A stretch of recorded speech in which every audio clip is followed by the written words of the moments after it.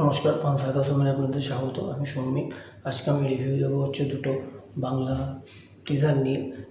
একটা টিজার বলা ভালো যে পয়লা বৈশাখ এসেছে এবং একদম সারপ্রাইজিংলি জিদ্দার নতুন সিনেমা বুমেরাং একদম ডব করা হয়েছে পয়লা বৈশাখের সময়তেই, এবং এটার সম্বন্ধে কোনো আগে থেকে জানা ছিল না, কিন্তু সৌভিক কুণ্ডুর টিম বা জিদ্দার গ্রাসরুট এন্টারটেনমেন্ট টিম এটা এনেছে এবং সারপ্রাইজিংলি সবাইকে অবাক করে দিয়েছে। প্রথমে আমি আসি জিদ্দার বুমেরাংয়ের কথায়, বুমেরাংয়ের টিজারের কথায়। বুমেরাংয়ের টিজারটা কিন্তু মানে যা বাজেট ছিল এবং যা ভিএফএক্সের কাজ তাতে হয়েছে, খুবই ভালো লেগেছে। জিদ্দার যেমন যেমন রোল আমরা দেখতে পাই, অ্যাকশন অবতারের সঙ্গে সঙ্গে এই সৌভিক কুণ্ডু সাধারণত সোশ্যাল ড্রামা এবং বেসিক্যালি কমেডির ওপরে কাজ করে, কিন্তু এই ফিল্মটায় আমরা দেখতে পাচ্ছি কমেডি বেস করে টিজারটা হয়েছে। বেসিক্যালি যে ব্যাপারগুলো আমরা প্রথমে লক্ষ্য করি, প্রথমে একটা স্ক্রিন দেখানো হয় এবং স্ক্রিনের মধ্যে যে যে জিনিসগুলো থাকে সেইগুলো খুব ভালো কাজ করেছে, ওয়ার্ক করা হয়েছে। ভিএফএক্সের ল্যাব যেগুলো তৈরি হয়েছে সেই ল্যাব এলএবি প্রজেক্টগুলো খুব ভালো স্ক্রিনিং হয়েছে, এবং জিদ্দার যে নতুন লুক চশমা পরে এবং ফ্রেঞ্চ কাট দাড়িতে জিদ্দাকে খুবই ভালো লাগছে, প্রমিসিং লাগছে।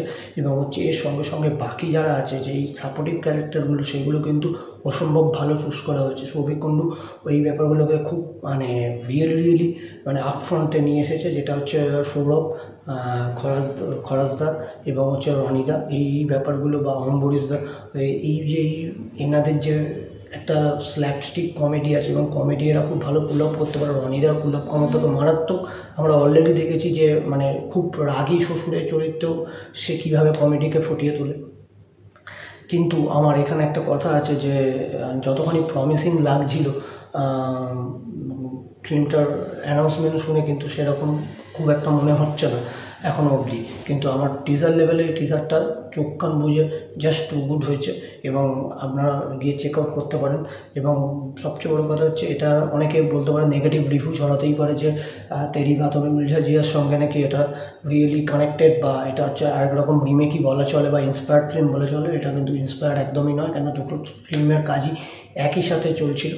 এবং আমার এখানে আরেকটা কথা বলার যে এত তাড়াতাড়ি নভেম্বর বা জানুয়ারির মধ্যে যে এই গ্যাপটা, এই এত তাড়াতাড়ি কিন্তু তৈরি করা সম্ভব নয়।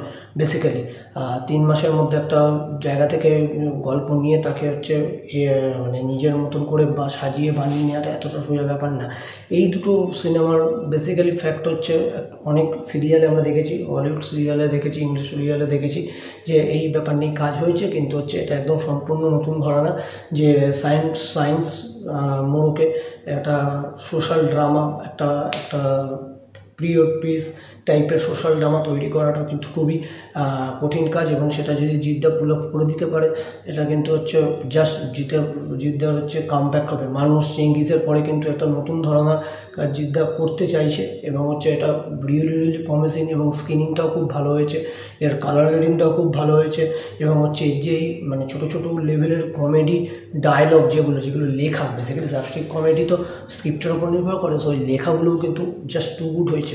আমার কিন্তু খুবই ভালো লেগেছে, বিশেষ করে যখন সৌরভ ওই মদ খাওয়ার একটা দৃশ্য আছে এখানে বলে কান মারা গেছে, ওই আমার খুব রিয়েলি ভালো লেগেছে।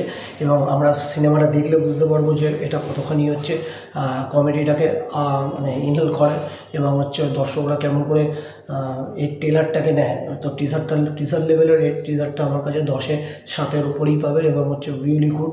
আমার প্রমিসিং লেগেছে এই ট্রেলারটাকে। আপনারা গিয়ে চেক আউট করুন এবং অবশ্যই জানান কেমন হয়েছে। এরপরে আসি রাজ চক্রবর্তীর বাবলি নিয়ে, যেটা পয়লা বৈশাখে এসেছে। এই টিজারটা নিয়ে বেশি বলার কিছু নেই, একটা বহুল জনপ্রিয় গল্প বুদ্ধদেব গুহ, যেটা বাবলি আমরা ছোটোবেলায় যেমন করে পড়েছিলাম যে লেখার স্ক্রিপ্টিং লেভেলে বা রাইটিং লেভেলে এই যে একটা চোরা একটা যৌনবন্দি লেখা, একটা দুটো মানুষের সম্পর্ক এবং একটা ছেলে একটা মেয়েকে কেমন করে পোট্রে করে এবং তার বাইরে গিয়ে অন্য একটা মেয়েকে কী করে তার জীবনে আসে, এটা নিয়ে গল্পটা বেসিক্যালি আপনারা বাবলি পড়লেই বুঝতে পারবেন। কিন্তু আবির চট্টোপাধ্যায় এখানে চরিত্র নির্বাচন ঠিকই আছে, কিন্তু আবির চট্টোপাধ্যায় চূড়ান্ত হ্যান্ডসাম, কিন্তু উনি যে ভূমিকায় অভিনয় করছেন, যেটা উপন্যাসে ছিল, সেইখান থেকে আমার মনে হয় আবির চট্টোপাধ্যায় একটু ডাউন আছেন, কেননা হচ্ছে যেরকম এত সুন্দর কিন্তু ওই ক্যারেক্টারটা ছিল না। এবং হ্যাঁ, অবশ্যই ছিল যে মেয়েরা দেখলেই পাগল হয়ে যায়, কিন্তু সে হচ্ছে একজন হচ্ছে এরকম সাধারণ মেয়ে প্রেমে কী করে পড়ে, তার জন্য মন কেমন বা মন আকুলি বিকুলি করা, এই ব্যাপারগুলো এই টিজার লেভেলেও কিন্তু আছে। এবং হচ্ছে সবচেয়ে বড়ো কথা এখানে হচ্ছে মানে চরিত্র নির্বাচনে শুভশ্রীকে দিয়ে করানো যে এতটা ভালো হয়েছে, মানে আমি এটাই বলতে চাইছি যে উনি শুভশ্রী আগে যেমন ছিল, চ্যালেঞ্জে যেমন ছিলেন, এখন ভীষণ টার্বুলেন্সের মধ্যে থেকে এসেও যেমন করে চরিত্রের প্রয়োজনে নিজেকে ভাঙছেন। আমরা এই যে ভাতের হোটেল নিয়ে যেটা দেখেছিলাম, রাহুল মনোদয় ব্যানার্জির সঙ্গে করেছিলেন, তারপরে আবার হচ্ছে এইটা করছেন। সো এখানে অনেক রকম চরিত্র গ্রাফের সঙ্গে উনি নিজেকে মেলে ধরছেন, এটা কিন্তু খুবই প্রমিসিং। এবং আমার সবচেয়ে ভালো লেগেছে হচ্ছে যে এই চরিত্রের নির্বাচনগুলোকে খুব ভালো হয়েছে। এবং আমার শুধু ওই সৌগসেনীর ব্যাপারটা আছে, ওনার কিছু করার ছিল না, জাস্ট হচ্ছে ক্যারেক্টার ইন্ট্রোডাকশান হয়েছে। এবং হচ্ছে এই যে ক্যারেক্টার ইন্ট্রোডাকশান উইথ টিজারের মাধ্যমে করা, এটা কিন্তু রাজ চক্রবর্তী আস্তে আস্তে হচ্ছে বাংলার যে পিরিয়ড পিস যেগুলো হয়, সিরিয়াল হয়, তার মধ্যে থেকে একটা আলাদা ফ্লেভার আনার চেষ্টা করছেন। আমরা পরিণীতা দেখেছিলাম একদম শুভশ্রীকে বাচ্চা মেয়ের রোলে করে দিয়েছিল, যেটা টিনেজদের খুবই ইনহেল করেছিল এবং হচ্ছে টিনেজরা খুব এই ফিল্মটাকে পছন্দ করেছিল। এটাও কিন্তু হচ্ছে সমস্ত রকম দর্শককে আমার মনে হয় রাজ চক্রবর্তী হলে ফেরাতে পারবেন, কেন রাজ চক্রবর্তী অলরেডি মানে ফুল প্রুফ যে প্রেমের গল্পকেও কীভাবে হচ্ছে পোট্রে করে, এবং হচ্ছে এর যে স্ক্রিপ্টিং লেভেলের যে প্রেমটাকে কোথায় কতখানি দেখাতে হবে বা কোথায় কতখানি হচ্ছে প্রেজেন্ট করতে হবে, সেটা কিন্তু রাজ চক্রবর্তী খুব ভালোভাবে করতে পারে। আমার হচ্ছে বাবলিকে নিয়ে যে এক্সপেকটেশান আমার মধ্যে আছে বা আপনাদের মধ্যেও আছে, সেটা কিন্তু এই সিনেমাটা ফুলফিল করবে। কেননা হচ্ছে এত ভালো অ্যাডাপ্টেশন করা যেত ওই গল্পটা, সেটা রাজ চক্রবর্তী এর প্রতি সুবিচার অবশ্যই করবে। এবার হচ্ছে ট্রেলারের জন্য অপেক্ষা করব। আজকের জন্য এতটুকুই।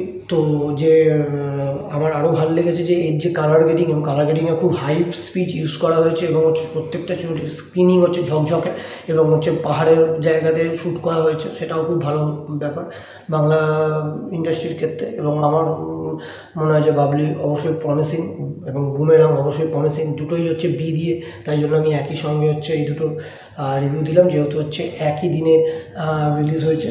আজকের জন্য এতটুকুই। শুভ নববর্ষ সবাইকে, এবং আপনারা কেমন আছেন অবশ্যই জানান, এবং এই টিজারগুলো দেখে আপনাদের কেমন লাগলো এবং আপনাদের চিন্তাভাবনা কি অবশ্যই কমেন্টে শেয়ার করুন। লাইক সাবস্ক্রাইব করতে ভুলবেন না। Thank you.